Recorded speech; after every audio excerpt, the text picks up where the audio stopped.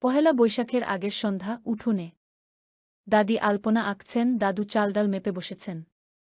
রাফি খেলতে খেলতে আসে। রাফি, দাদি, এত আয়োজন করছো কেন? দাদি হেসে, কাল পহেলা বৈশাখ। গ্রামের সবাই মিলে উৎসব করব। পান্তা ইলিশ, গানের আসর, আর সবার জন্য খাবারের আয়োজন। রাফি উচ্ছ্বাসে, বাহ! আমিও কি সাহায্য করতে পারব? দাদু, অবশ্যই পারবে। মানুষকে খুশি করার আনন্দই সবচেয়ে বড় আনন্দ। দৃশ্য ২ পরদিন সকাল, গ্রামের মেলা মাঠ। মাঠে রঙিন কাগজে সাজানো স্টল, মানুষজন জড়ো হচ্ছে। দাদি, দাদু ও রাফি খাবারের স্টল সাজাচ্ছেন। গ্রামবাসী এক, আসসালামু আলাইকুম। করিম চাচা, আসমা চাচি, এত আয়োজন করেছেন? দাদু, ওয়ালাইকুম আসসালাম। হ্যাঁ, ভাবলাম সবার জন্য কিছু করি। উৎসব একা নয়, সবার সাথে ভাগাভাগি করলে তবেই আনন্দ হয়। গ্রামবাসী ২, একদম ঠিক কথা বলেছেন। সবার হাসি, শিশুদের দৌড়ঝাঁপ।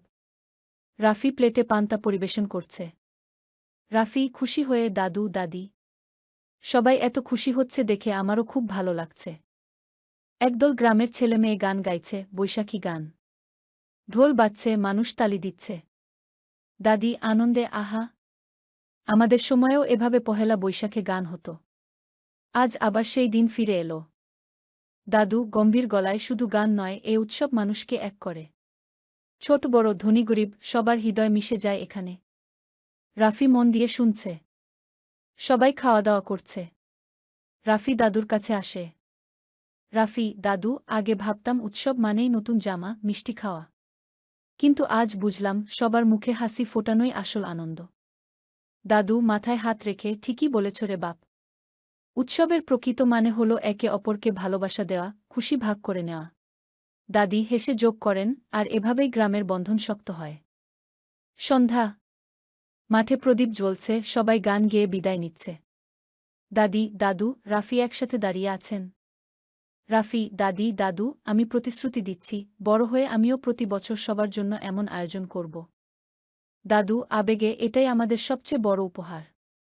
আকাশে আতশবাজি ফুটছে। সবার মুখে আনন্দ। উৎসব শুধু সাজসজ্জা নয়, উৎসব হল মিলন, ভালোবাসা আর ভাগাভাগির আনন্দ।